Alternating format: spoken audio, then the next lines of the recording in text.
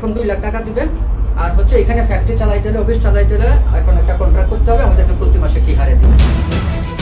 গাজীপুরের পোড়াবাড়ি মাস্টারবাড়ি এলাকায় একটি সমবায় সমিতির কাছে 10 লাখ টাকা চাঁদা দাবি করা হয়। পাশাপাশি হত্যার হুমকি দেওয়া হয় বলে দাবি করেছেন ভুক্তভোগী। কে নিয়ে গেছে আপনাকে ওই কর্নার রুমে? হ্যাঁ। এই যে লাল পাঞ্জাবি, সাদা গেঞ্জি। এই আপনার নাম কি?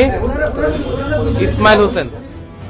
পুলিশ ও স্থানীয় সূত্রে জানা গেছে, গাজীপুর নগরের পোড়াবাড়ি মাস্টারবাড়ি হংকং ফিলিং স্টেশনের বিপরীত পাশে অবস্থিত সৃজনী ক্ষুদ্র ব্যবসায়ী সমবায় সমিতি লিমিটেড নামের সমিতির অফিস রয়েছে। ওই সমিতির শাখা ব্যবস্থাপক সোহেল রানার কাছে 10 লাখ টাকা চাঁদা দাবি করা হয়। চাঁদা দিতে অস্বীকৃতি জানানোয় তাকে মেরে ফেলার হুমকিও দেওয়া হয়। গাজীপুর সদর থানায় অভিযোগ দায়ের করেন। ওই অভিযোগের ভিত্তিতে অভিযান চালিয়ে পোড়াবাড়ি র্যাব ক্যাম্পের আশেপাশের এলাকা থেকে গাজীপুর মহানগর ছাত্রদলের দপ্তর সম্পাদক বোরহান উদ্দিন সহ 10 জনকে গ্রেফতার করা হয়। পরে তাদের সদর থানা পুলিশের কাছে হস্তান্তর করা হয়।